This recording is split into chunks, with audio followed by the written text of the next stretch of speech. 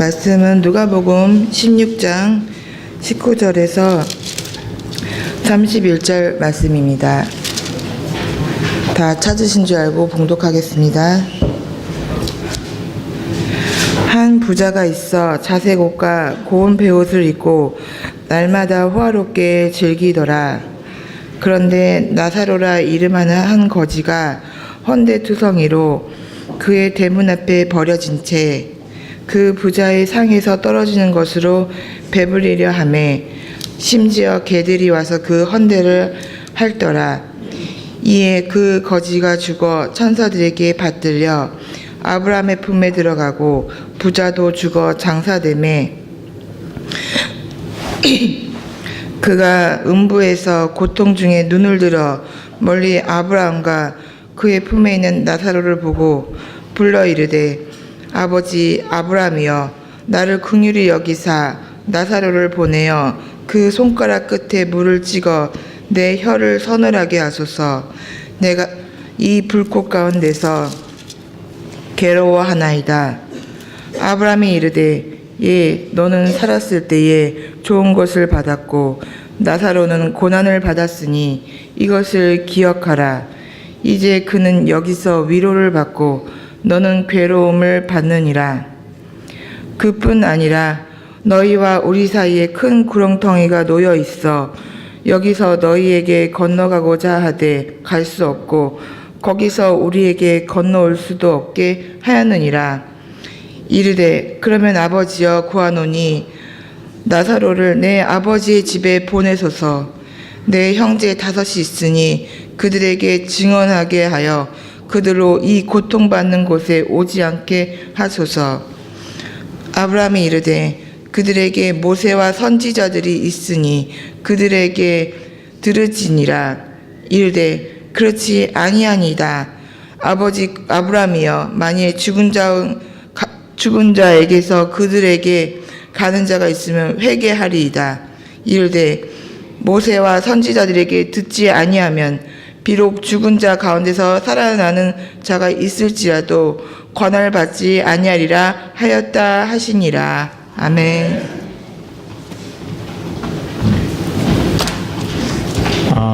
제가 한의사들을 이제 몇 분 만났습니다. 근데 몇 주 전에 만난 한의사에게 한의사 선생님들이 이야기하는 내용이 조금씩 틀리다 그런 이야기를 제가 했어요.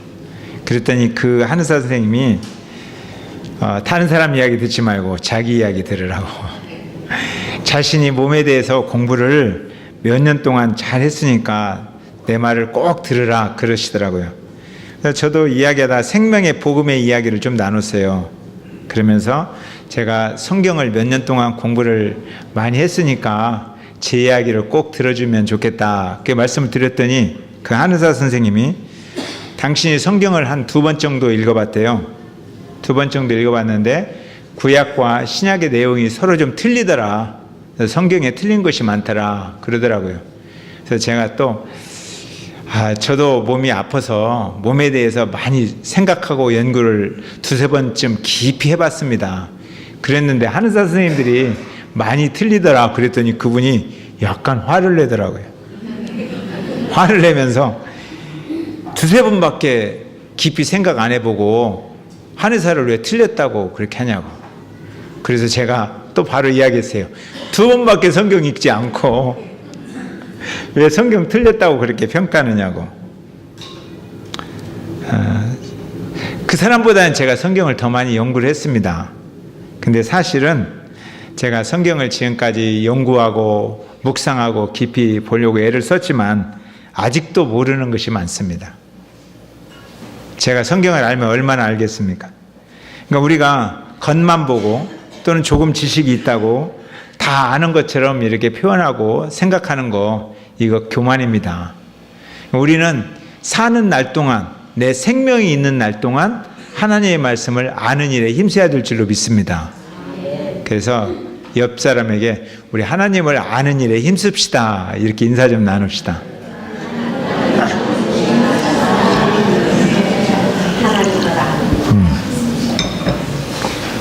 한국 사람이 죽잖아요. 한국 사람이 죽으면 저승사자가 오는데 한국 사람 저승사자가 옵니다.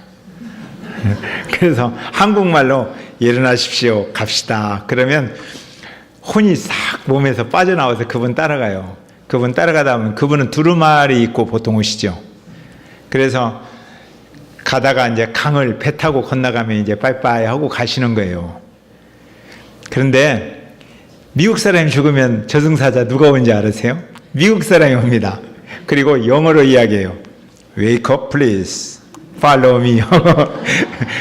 그분은 넥타이 메고 와요. 검정 넥타이. 제가 영화를 봤거든요. 영화를 봤는데 배를 타고 건너가는 게 아니더라고요. 미국 사람이 죽으니까 비행기를 타고 가더라고요. 이렇게 서로 다릅니다. 뭐가 옳아요? 그건 잘 모르니까 우리들이 상상과 이런 여러 가지 생각을 통해서 만들어내서 정착시킨 문화입니다. 그걸 문화라고 해요. 그러니까 문화는 사실이 아니어도 그냥 공동체가 그렇게 생각하고 살아가는 거예요. 옳고 그르냐 그렇게 따지는 게 아니에요. 근데 천국 이야기는 옳고 그르냐 분명히 따져야 돼요. 그죠? 근데 천국을 다녀오신 분들이 뭐 다녀왔다고 말은 하는 분이 있는데 그분도 다녀올 때 이야기와 나중에 간증할 때 이야기가 조금씩 달라져요. 옛날에는 천국에 2차선 고속도로 나와서 갔다 왔는데 점점 간증하다 보니까 4차선으로 증축했어요. 뭐 이런 것들이 좀 있어요. 그래서 다녀왔다는 이야기도 사실 정확한 게 없어요. 그러면 천국 이야기를 다 모르잖아요. 근데 천국에서 오신 분이 계세요. 생명을 만드신 분이 계세요. 그러니까 생명을 만드신 분한테 생명 이야기를 드려야 되고 천국에서 오신 분에게 천국 이야기를 들으면 정확해요. 근데 예수님께서 그런 이야기해요. 나는 아버지께로부터 왔다. 나는 하늘로부터 와서 이 땅에 있다가 이 땅을 떠나 아버지께로 하늘로 간다 그래요. 그러니까 그분은 하늘을 정확히 아시는 분이에요. 그러니까 그분에게 이야기를 들어야 가장 정확한 이야기예요. 그리고 그분이 또 영생은 하나님 아버지를 아는 것과 또한 그분이 보내신 자, 그러니까 그분이 보내신 자가 자기잖아요. 예수 그리스도를 아는 것이다 이렇게 말씀하셨어요. 그러니까 나는 하나님이 보내셨다. 그러니까 하나님의 세계를 그분은 정확히 아시는 분이에요. 그러니까 그분에게 이야기를 들어야 가장 정확합니다. 오늘 예수님께서 하늘나라에 대해서 잘 헷갈리는 사람들에게 그분이 정확하게 이야기를 들려주는 거예요. 우리들 삶의 이야기를 예화로 들어서 들려주는 이야기가 오늘 본문 말씀이에요. 자, 19절 한번 읽어보세요. 19절 시작.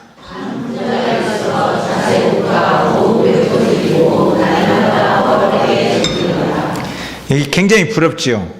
자색옷과 고운 베옷을 입고 날마다 호화롭게 즐기더라. 권사님도 그렇게 살고 싶죠? 이렇게 살고 싶어요. 세상 많은 사람들은 다 그런 건 아니지만 이렇게 살고 싶어요. 자색옷과 고운 베옷, 비단옷 입고 그리고 날마다 호화롭게 그렇게 살고 싶습니다. 근데 그런 사람들이 있었다. 하나님 나라를 이야기하는데 이 땅 이야기를 하는 거예요. 그러니까 하나님 나라가 이 땅과 별개로 있는 게 아니라 이 땅부터 시작되는 나라다 그런 이야기예요. 이 땅이 하나님 나라를 이야기하는 출발점이다. 하나님 나라에 사는 삶은 이 땅에서부터 시작된다. 그 부자가 한 사람이 있었다. 근데 어떻게 부자가 되었는지는 몰라요. 옛날에 보통 부자들은 부모님한테 물려받아서 부자 되는 것이 제일 많고, 그리고 요즘은 그런 게 좀 없는 것 같아요. 근데 얼마 전까지 우리나라는 부동산 투기에서 대박 나갖고 부자 된 사람들도 많아요. 근데 어떻게 부자가 되었는지는 잘 모르지만, 그러나 이분 하여튼 돈이 많아서 날마다 호화롭게 사는 사람이에요. 호화롭게 사는 사람. 그런데 이 땅에 날마다 그렇게 호화롭게 사는 사람만 있는 게 아니에요. 가난한 사람도 있어요. 20절 한번 읽어보세요. 자, 20절 시작.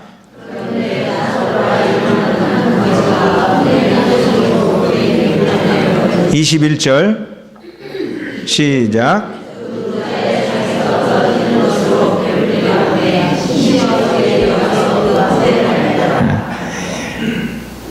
이 땅에 가난한 사람이 있는데 그 중에 나사로라는 사람이 있어요. 근데 몸이 많이 아프고 옷도 별로 좋은 거 입지 않았나 봐요. 그분은 혼자 살기는 힘들어요. 그래서 부자가 먹고 남은 것을 좀 나누어 줘야 살 수 있는 사람이에요. 그런 사람도 있어요. 왜 가난하게 되었는가 모르겠어요. 부모에게 물려받은 것이 없어서 그럴 수도 있고, 지혜가 부족해서 자기 것 다 말아먹은 사람일 수도 있고, 몸이 아프니까 일을 못하니까 가난해질 수도 있죠. 하여튼 가난해졌어요. 그래서 부자가 좀 나눠주면 좋겠다.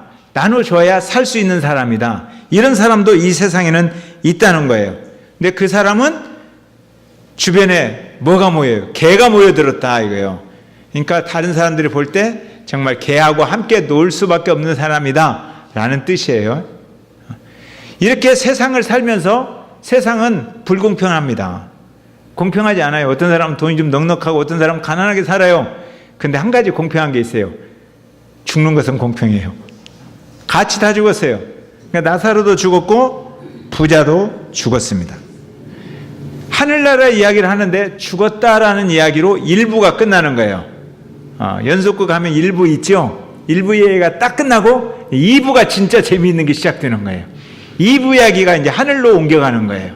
둘이 하늘로 옮겨가서 시작되는, 부자는 지옥에 갔고 가난한 사람은 천국에 갔다. 그러면 잘못해서 가면 큰일 나요. 그럼 부자들은 다 지옥 갑니까?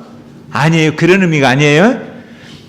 왜 지옥에 갔느냐, 왜 천국에 갔느냐, 이게 중요해요. 이 내용이. 자, 22절 읽어보세요. 자, 시작.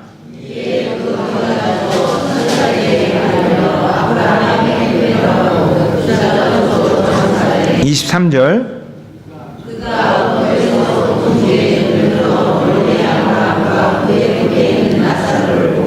부자는 지금 지옥에 갔는데 고통 중에 있다는 거예요. 고통 중에서 이렇게 보니까 나사로가 보이는 거예요. 모르겠어요. 이건 이제 이야기니까. 진짜는 지옥에서 이렇게 눈을 들어보면 천국이 보이고, 천국에 있는 분하고 지옥에 있는 분하고 대화하고 나누고, 아마 그러진 않을 거라고 생각이 되어지는데, 지금 예수님께서 천국과 지옥의 이야기를 비유해서 말씀해 주시는 거예요. 근데 부자가 자색 옷과 고운 베옷을 입고 날마다 호화롭게 즐겼다. 이게 지옥 간 이유라는 거예요. 이상하죠?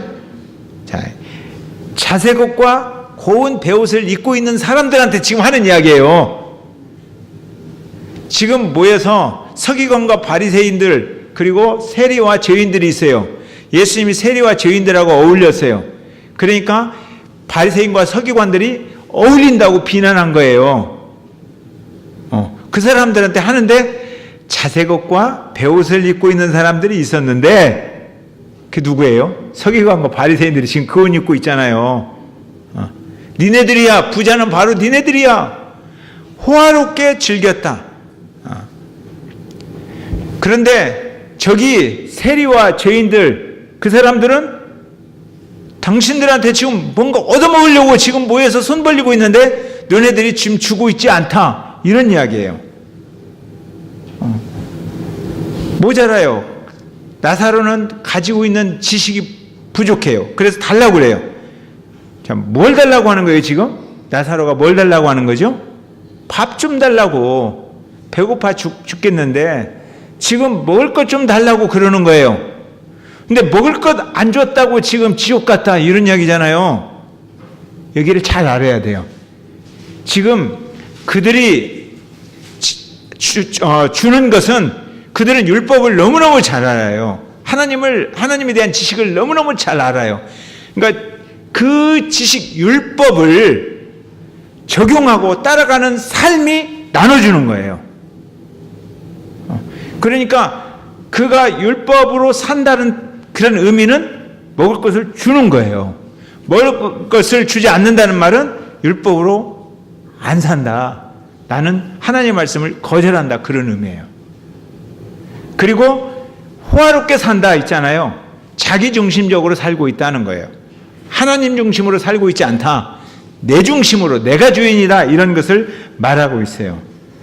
그런데 나사로는 하늘나라를 갔어요. 왜 갔느냐? 나사로도 율법을 알아요. 그렇지만 부자만큼, 이 바리새인과 서기관만큼은 몰라요. 세리와 죄인들이 하나님의 말씀을 바리새인과 서기관만큼 몰라요. 그런데 그들이 지금 필요로 하는 게 있어요. 하나님의 말씀을, 율법을 아는 사람들이 그 삶을 실천하는 삶을 얻어먹기를 원해요. 그런데 실천하는 삶을 주지를 않는 거예요. 나는 율법으로 사는 삶이 그립습니다. 나눠주세요. 달리 해서 가면 말씀을 사모하고 있다는 거예요. 한 사람은 말씀을 지식으로 알고 있는데 나눠줄 줄 모른다는 거예요. 다시 말하면 말씀을 지식으로 알고 있는데 삶 속에서 말씀이 없다는 뜻이에요. 이 두 사람이 지금 부딪히고 있어요.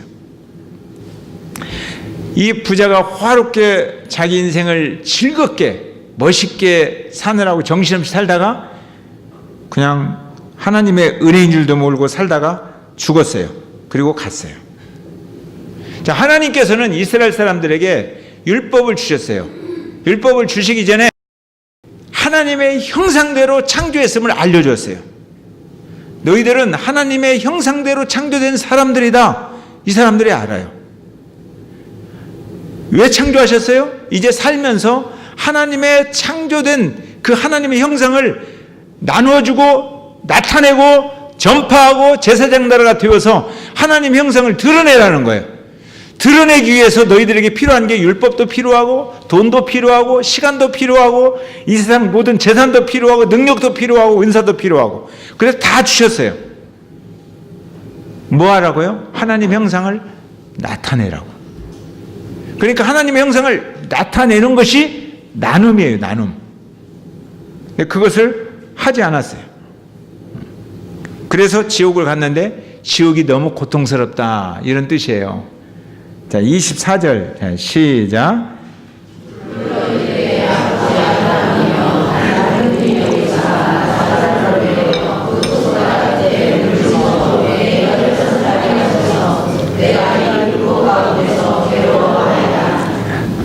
성경이 지옥을 정확하게 이야기를 안 해주니까 제가 지옥을 잘 몰라요.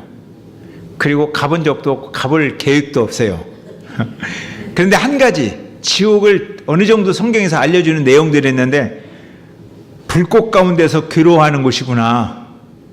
고통 중에 있는 것이구나. 이것을 우리가 짐작할 수 있어요. 너무 괴로워서 혀에 물 한 방울만이라도 떨어지기를 사모하는 곳이 지옥이구나. 우리들 그런 이야기 알죠? 한국 사람 때문에 지옥을 리모델링 했다고. 한국 사람이 뜨거운 거 너무나 좋아해가지고 지옥 가면 좋아할까 봐서 지옥을 엄청나게 2배로 뜨겁게 했다. 그런 말이 있어요. 고통의 문제, 해결할 수 없는 고통의 문제가 있는 곳이 지옥이에요. 그래서 너무나 힘들어서 내 혀에 물 좀 묻혀주세요. 그러니까 그럴 수 없다. 천국과 지옥은 서로 왕래하는 곳이 아니다. 그러니까 두 번째 부탁을 하죠. 27절. 자, 시작. 27절. 시작.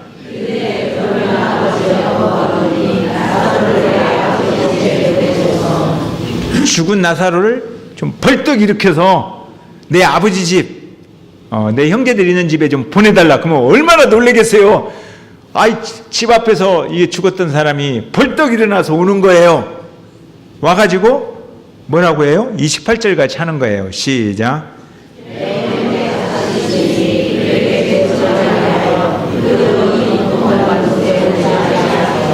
그 형제 5이 있어요. 이 땅에 여전히 있어요. 지옥이 있다고 상상도 안 하고 여전히 살아요. 여전히 지옥이 있다고 생각을 안 해요. 여전히 나사로 같은 사람을 별로 긍휼히 여기지 않으면서 살아요. 불쌍히 여기는 마음이 없어요. 그렇게 살고 있는데 죽은 사람이 벌떡 일어나서 내가 천국을 다녀왔다. 천국 갔다 또 지옥도 봤더니 니네 형이 거기 있더라. 나를 긍휼히 여기지 않았던 니네 형이 거기서 자기를 좀 불쌍히 여겨달라고 지금 부탁하더라. 이런 얘기하면 형제들이 회개할 거라는 거예요. 그럴까요? 부자는 자기 인생을 되돌이킬 수가 없다. 그러니까 형제들의 인생이라도 붙들어줘야겠다라고 소망을 갖는 거예요. 믿을 것이다. 기적이 일어나면 믿을 것이다. 예, 기적이 일어나면 기적이 효과가 있습니다. 근데 그 약발이 멀리 안 가. 2, 3년밖에 안 가는 것 같더라고요. 여러분들도 기적 많이 경험했죠? 여러분들 그러잖아요. 옛날에 그 한계령 가다가 굴러 떨어져서 기적을 경험한 사람 있잖아요. 그 약발이 얼마나 가요? 한계령에서 기어 나올 때는 내 목숨 남은 인생 주님을 위하여 다 바치리라. 2년 지나니까 그거 없어지잖아요. 그러면 또 가서 이제 미시령에서 한번 굴러요. 그러면 또 막 기적을 또 경험하니까 내 인생 주님을 위해서 살리라. 그래도 한 2년 약발이 떨어져요. 그럼 대관령 가서 굴러야 돼요? 지금 그렇게 사는 사람들이 있어요. 기도원 가서 은혜를 경험했어요. 막 기적을. 와! 근데 기적이 약발이 떨어져. 그러면 그 다음에 다시 가야 되는 거예요. 다시 가서 또 기적을 또 경험해야 돼. 또 가서 경험해야 돼. 한 번 경험한 기적으로 못 살아요. 근데 기적은 한 번이면 충분해요. 예수 그리스도가 무덤을 박차고 부활하셔서 그 부활하신 주님이 우리를 살려 자녀 삼으신 기적, 그 기적 하나면 충분해요. 그리고 이제는 우리는 말씀으로 사는 거예요. 기적으로 사는 게 아닙니다. 뭘로 살아야 돼요? 말씀으로 살아야 돼요. 그런데 암덩어리가 팍 났으면 확 살아갈 것 같은데 비행기가 꼬라박았는데 자기 한 명만 살아남았어요. 그러면 막 가슴이 뜨거울 것 같은데 몇 년 안 가요. 그 기적으로는 못 산다는 거예요. 우리가 사는 힘은 말씀으로 산다는 거예요. 그래서 29절 한번 다 같이 읽어봐요. 자, 시작. 아브라함이 이르되 그들에게 모세와 선지자들이 있으니 그들에게 들을지어다. 모세와 선지자들이 그들에게 있다는 거예요. 모세와 선지자는 뭐예요? 율법이에요. 말씀이에요. 하나님의 말씀이 있다는 거예요. 지금 선포되고 있다는 거예요. 그러니까 다른 사람한테 죽었다가 살아난 사람이 가서 전하나, 지금 이 땅에서 전하는 사람이 전하나 동일한 귀한 말씀이에요. 그 말씀 들어라. 여러분들 말씀을 얼마나 소중하게 생각하세요? 정말 제가 매일매일 아침 말씀을 여러분들에게 보내주고 있어요. 그 말씀 보면서 정말 소중하구나 이렇게 생각하시죠? 그럴 거라고 믿어요. 제 한 출판사에서 저한테 연락이 왔어요. 제가 매일 그 페이스북에 올리는 그 아침 말씀이 너무 귀하다. 그러니까 그 말씀 내용을 가지고 책을 만들자. 그래서 책을 만들자고 제안이 왔어요. 근데 제가 그런 이야기 했어요. 그 책 만들면 읽을 것 같아? 안 읽어요. 지금 하나님 말씀이 들려지고 있잖아요. 그래서 제가 거절했어요. 하지 말자고. 말씀을 정말 소중히 여겼으면 좋겠는데 많은 사람들이 안 봐요. 3주 전, 3주 전이군요. 2주 전? 한 집사님이 저를 찾아오셨어요. 너무너무 힘들게 살아오신 집사님이세요. 근데 그분이 목사님이 힘든 시간을 잘 견디고 있으니까 자기 힘든 이야기를 충분히 들어주고 이해해 줄 거다. 그런 마음으로 찾아와서 자기 인생 이야기를 하는 거예요. 근데 그분은 소중한 남편 이렇게 글씨를 써놓고 전생의 왼수 이렇게 읽는 분이에요. 여러분도 또 그렇게 읽는 분이세요? 소중한 남편 써놓고 전생의 왼수다. 이분의 남편이 술을 좋아했어요. 그러다가 나이가 들어가니까 그 술을 견디는 힘이 없어졌어요. 그래서 알코올 중독자가 된 거예요. 10년 전에 알코올 중독자가 되어서, 알코올 중독자는 이제 치료하면서 술을 못 먹으면 발작이 일어나요, 몸에서. 경련이 일어나요. 그래서 발작과 경련을 이분이 일으켰어요. 그리고 술을 먹으면 넘어지고, 그래서 갈비뼈가 부러지고 몸이 약해지니까. 예전에는 젊었을 때는 끄떡 없었는데 약해지니까 넘어지잖아요. 그래서 병원 가고, 그분이 맨정신이 좀 되면 이제 사업하겠다고, 자기도 뭐 기여하겠다고, 그래서 돈을 빌려서 대주면 다 말아먹고, 그래서 남편 때문에 빚을 많이 졌어요. 이분은 남편을 사랑하는 마음이 0.001%도 없어요. 그리고 남편에게 사랑받을 것을 기대하는 마음도 0.001%도 없어요. 남편이 경제적인 문제를 해결해 줄 것이다, 앞으로 살면 우리 가정이 나아질 것이다 라는 생각, 그런 미련이 0.001%도 없어요. 그냥 주어진 운명 속에서 사는 거예요. 그러면서 하나님이 원망스러운 거예요. 20년 동안 교회를 다녔고 교회 집사님이세요. 근데 하나님이 살아계시다면 어떻게 나한테 이런 시련을 줄까? 그래서 하나님이 원망스럽고 하나님을 믿는 마음이 없어지고 하나님에 대한 의심이 드는 거예요. 하나님 과연 계실까? 이런 의심이 들었어요. 집사님에게 남아있는 것은 딱 한 가지, 절망. 내 인생에 남아있는 것은 절망밖에 없다. 그런데 안타까운 것은 이 절망을 자녀에게 물려주게 생긴 거예요. 자녀에게는 물려주고 싶지 않은데. 그래서 이분이 결심을 했습니다. 어떻게 하면 남편을 죽이고 내가 자살을 할까? 이런 생각을 했어요. 남편과 함께 차를 태우고 가다가 교통사고를 내서 교통사고로 위장해서 남편과 함께 자살할 것을 늘 계획을 했어요. 그리고 어느 날 이제 그 계획을 실행에 옮기기 위해서 자녀를 만나서 특별히 부탁을 해요. 너희들이 행복하게 살았으면 좋겠다고. 자녀들이 평소보다 이상한 이야기를 하니까 무슨 이야기 하냐. 그러니까 아니야. 그냥 너희들이 열심히 살았으면 좋겠다. 그리고 나는 아빠에게만 신경 쓸래. 이번에 기도원 갔다 올게. 기도원 가다가 사고 나면 자살한 건 아니잖아요. 기도원 갔다 올게. 그래서 거제도에 있는 한 기도원을 가기로 이야기를 하고 남편을 태웠어요. 남편 거기 가서 기도하자고. 당신도 이겨야 되지 않냐고. 그래서 태웠어요. 그리고 이제 너무 서글픈 마음으로 자녀들을 바라보고 떠난 거예요. 출발해서 좀 가다가 한 가지 마음에 걸리는 게 있어요. 10년 동안 교회에서 자기 이야기를 들어줬던 목자 생각이 난 거예요. 목자. 늘 목자한테 그런 자기 아픈 이야기를 했어요. 근데 그 목자가 전도사님인데 그 전도사님이 평소에 그 이야기를 들어주면서 같이 많이 울어줬어요. 그러니까 그 목자한테는 그래도 고마웠다고 인사는 한번 하고 가고 싶었어요. 그래서 그 목자를 들렸어요. 가면서 고맙다고 인사를 하고 고맙다고 어디 가는데 참 고마웠다고. 그러니까 목자가 붙잡는 거예요. 잠깐 들어와서 커피 한잔 하자고. 나 바쁘다고 지금 기도원 가야 된다니까. 기도원 좀 늦게 가도 되지.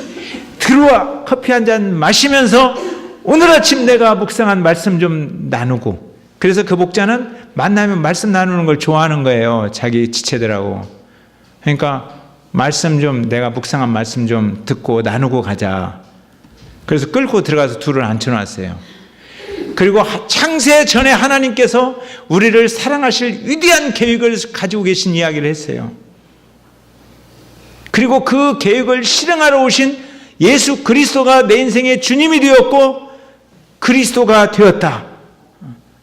우리는 이 땅만 보고 살면 얼마나 힘드냐. 집사님, 이 땅만 보고 살면 절망밖에 없고 죽고 싶지. 그런데 우리에게는 하나님 나라가 있다. 하나님 나라 바라보면 살자. 그런 이야기를 한 거예요. 근데 이분이 20년 동안 교회 다니면서 경험해보지 못한 놀라운 일을 경험한 거예요. 그 말씀을 들을 때에 갑자기 마음이 뜨거워진 거예요. 엄청 마음이 막 심장이 뛰는 거예요. 하나님 나라가 있구나. 하나님이 나 같은 사람도 사랑하셨구나. 나같이 형편없는 정말 절망밖에 없는 인간도 사랑하고 계시는구나. 이 이야기를 목자를 통해서 들은 거예요.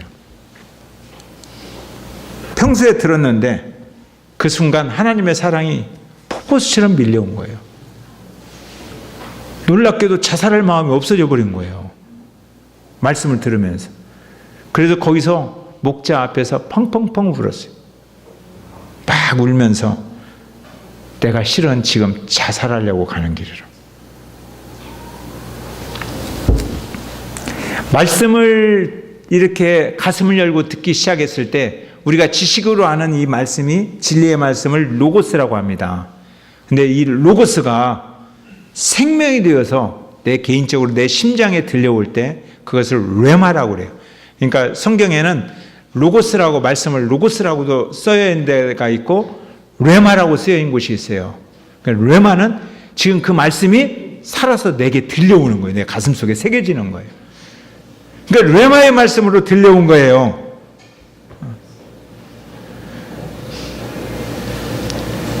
그 말씀이 들려올 때 남편이 갑자기 극률해지기 시작했어요. 불쌍하다. 사랑하는 마음이 생긴 게 아니라 극률하다. 지옥에 있는 사람이 천국에 있는 나사로를 향해서 나를 긍휼히 여겨주세요. 긍휼히.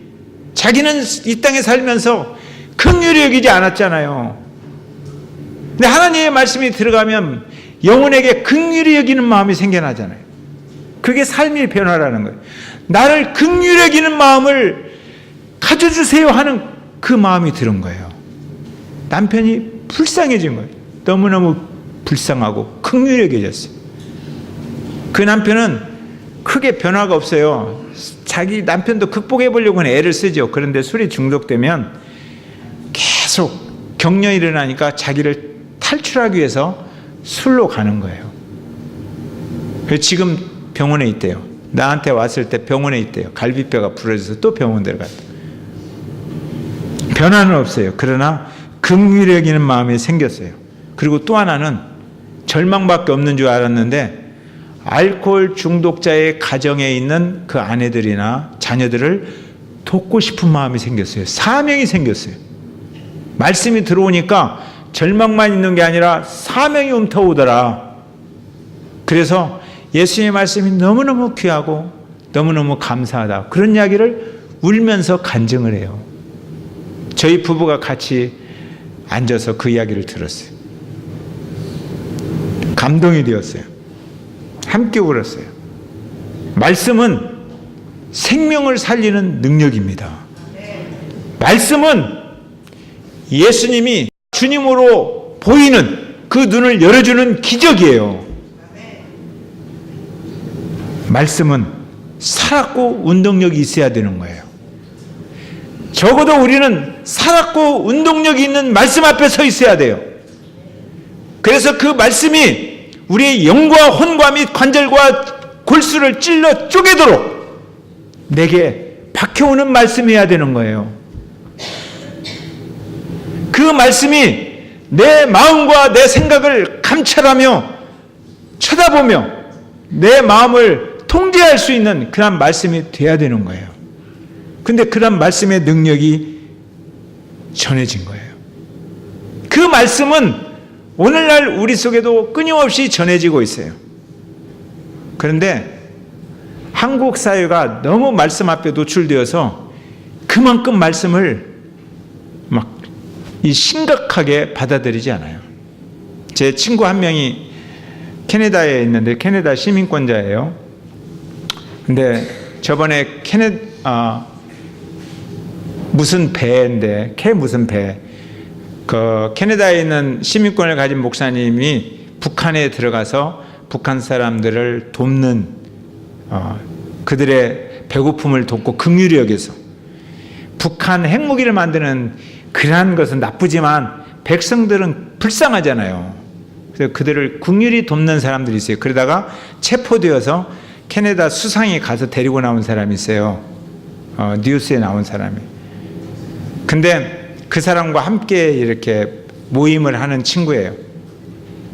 근데 그분이 못 들어가니까 저번에 이번 월요일날 저를 만났어요. 캐나다에서 중국 갔다 그 일을 잠깐 하기 위해서 저를 만나고 갔는데 그 사람 못 들어가서 자기가 북한에 이제 들어가려고 그런다고 그러더라고요. 근데 그 형제를 꼭 껴안았어요. 북한을 긍휼히 여기서 자기 인생을 그쪽에 드리고 싶다. 살아계신 말씀을 품고 자기 것을 나눠주려고 하는 사람들이 있어요. 하나님의 말씀을 삶으로 나눠주려고 하는 사람들. 바리새인들은 그런 일을 못한 거예요. 하나님의 말씀을 들었는데 아는데 지식이 있는데 그걸 삶으로 나눠주려고 하지 않는 거예요. 나눠주려고 하지 않는 거예요. 근데 오늘날 그 말씀을 사모하는 사람들이 너무 많아요. 우리 주변에. 나사로 같이 우리 대문에 와서 기대고 있는 사람은 없지만 누군가 우리 주변에는 절망 가운데 있어서 하나님의 말씀을 삶으로 나눠주기를 기다리는 사람, 자기를 긍휼히 여겨주기를 기다리는 사람이 우리 주변에 있어요. 우리가 그것을 못 보면 안 되는 거예요. 내일이 바빠서 호화롭게 즐겁게 사는 일이 너무 바빠서 그런 일을 못 보면 안 된다는 거예요. 내가 하고 싶은 일이 너무 좋아서 그 일 하다가 그런 일을 못 보면 안 된다는 거예요.